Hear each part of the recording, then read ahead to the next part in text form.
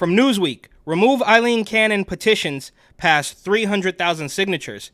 And I don't know why they would want to get rid of her. I mean, she's a woman, she's a judge. That should really be enough. She kind of looks like she's maybe not fully white. I don't know where she's from. I don't have her whole history, but it doesn't matter. It seems like she's not bowing to the mob, so she's got to go.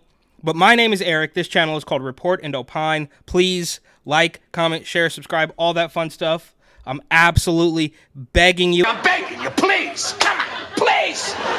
It helps me a lot because the algorithm is a beast. But if you want to help me even more and spend a little bit of money, go ahead and buy my book, New York City 2020, Gotham Unglued on Amazon.com. That link will be in the description. But they say, petitions calling for the removal of Judge Eileen Cannon from Donald Trump's classified documents case have now amassed more than 300,000 signatures. Okay, so you got 300,000 weirdo commie leftists who don't like a lady who can clearly see, like most Americans, that all of these cases from the top to the bottom are completely corrupt. And that's enough, right? They even, now on the left, they're even talking about the two-tier justice system because they recognize it. And when, for whatever reason, it doesn't work in their favor, they cry about it. It goes on. Cannon, a Trump-appointed U.S. District Court judge, is facing calls to recuse herself from the former president's classified documents case over concerns regarding her impartiality. Oh, so you got a judge that is living in reality. You say she's not impartial, but there is no such thing as impartiality when it comes to all of these completely crooked cases, and we don't have to go through. I mean, there's 4 or 5 different cases that are all completely phony, and one by one they fall by the wayside. And in this case, this lady just says, we're probably not going to do that. And they're like, no, you have to do it. And you're not impartial if you push back on this nonsense. Trump is facing dozens of criminal charges related to claims that he kept classified material at his Mar-a-Lago estate in Florida after leaving the White House and then obstructed authorities' efforts to retrieve them. He has pleaded not guilty to all counts. And it's like, why even make it up? At this point, you should literally just say, you know what? We don't like you and we're going to put you in jail. That's basically what's happening, which is why I say that we all just need to ignore these people because they are going to find anything, right? I mean, we can't rehash all of the hypocrisies, but the one that's currently floating in the news is Marilyn Mosby, that Baltimore prosecutor who was literally convicted of committing several crimes and just says, no, but I'm on your side, so maybe I don't want to do it. I mean, it doesn't get any more clearer than that this is a civil conflict. And the only way, in my opinion, or one of the only ways, I don't know, I'm no expert, the experts, that we can fight back against this is literally just ignoring them. What are they going to do? They're going to sick the police on you, the corrupt FBI, the corrupt DOJ. They're going to come get Trump and, they're going to fine him $10,000 and they're going to put him in jail. And then they're going to get mad at the lady who is not on board with all of the insanity. Newsweek has found 6 petitions calling for Cannon's removal from the case. Oh, is that right? But you didn't want to remove Big Shame James, who literally campaigned on getting rid of Donald Trump? You see the people who say, oh, I'm not going to bother to register to vote because my voice doesn't make a difference, or I'm just one person. I say one name, Donald Trump. That should motivate you. Get off your ass and vote. Will you sue him for us? Oh, we're going to definitely sue him. We're going to be a real pain in the ass. He's going to know my name personally. He built his wealth off the backs of New Yorkers. We need to focus on Donald Trump and his abuses. We need to follow his money. Challenge this illegitimate president when our fundamental rights are at stake. You didn't want to remove big fat Alvin Bragg, who did the same thing. You didn't, no, we're not going to look at that. Right? You don't want to even acknowledge the idea that somebody in Fannie's office took a meeting at the White House. I guess that's totally impartial. One petition run by Daily Kos, a progressive news site, has almost 102,000 signatures so far. Federal law requires a judge to step away from a case in which impartiality might reasonably be questioned. Oh, okay, so yeah, she should step away. But Big Fat Furious Fanny Pack Willis, she should not step away, even though they're trying to get rid of her too. And it's obviously collapsing. I said it months ago when the news of that case first broke. Okay, so the lady trying to take down Donald Trump hired her boyfriend that she was banging and paying off and going to wineries all around the country. And then I guess we're going to find that there's no, there's no conflict of interest here. So let's just keep going with the case as normal. What? Dude, it's all tainted from the inside out. That one case alone should have been enough to dissolve every single other case. That was clearly phony from the start. Federal law requires a judge to step away from a case in which impartiality. I mean, give it a rest, guys. There's no way you guys are going to talk about impartiality. That doesn't exist. Impartiality in their case, as far as they are concerned, is quite literally just saying, orange man bad, put him in jail. That's what they consider impartial. Given Judge Cannon's history and previous rulings in Trump's favor, her impartiality reaches that threshold, the petition said. Okay, but we can all run the clip of Big Shame Tish James saying, we're going to sue him. We're going to be a real pain in the behind. I say one name. Donald Trump. That should motivate you. Get off your ass and vote. Will you sue him for us? Oh, we're going to definitely sue him. We're going to be a real pain in the ass. He's going to know my name personally. And then she quite literally goes out there and says, this is not a political thing. What, dude? You really think we're that stupid?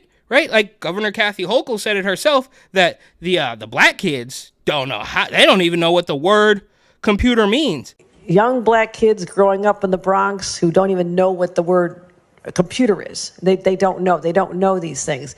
And I want the world open up to all of them, because when you have their diverse voices innovating solutions through technology, then you're really addressing society's broader challenges. I guess they really do think that we are all that stupid, right? And maybe they are stupid. Maybe they have a guilty conscience, right? It's the same thing, the analogy I bring up with like a couple, right? Like, you would accuse your spouse of cheating on you because you were cheating and you have a guilty conscience. So maybe they really are this stupid. But that level of stupidity combined with the evil nature of this regime is just a force to be reckoned with. And here we go.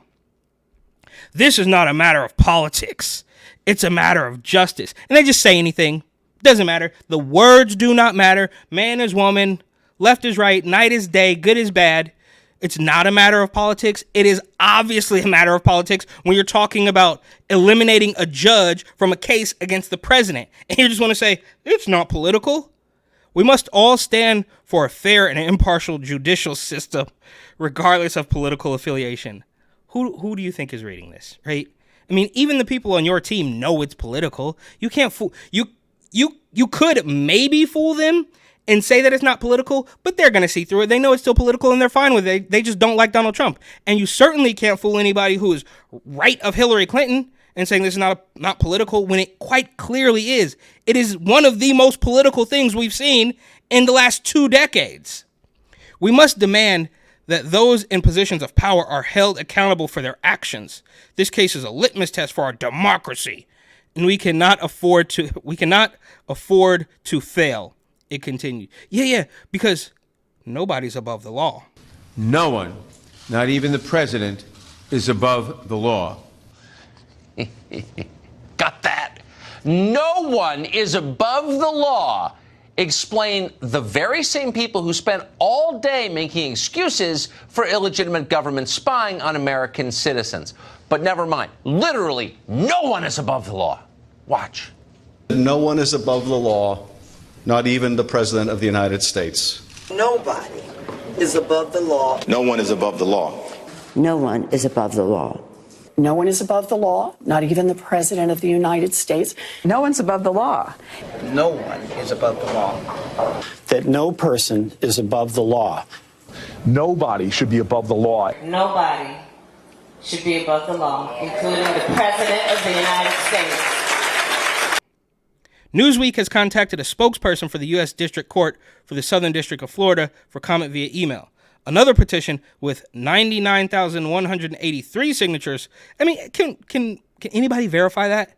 I mean, seriously, you just go online, and type in your name and your date, and then, yep, there you go. There's a signature. Is that legally binding in any way, shape, form, or fashion? I highly doubt it. Okay.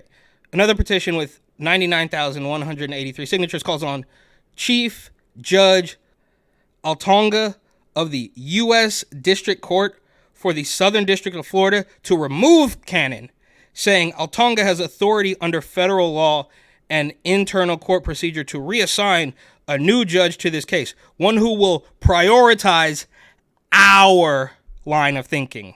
That's what I said, not them, but will prioritize equal justice under the law. I mean,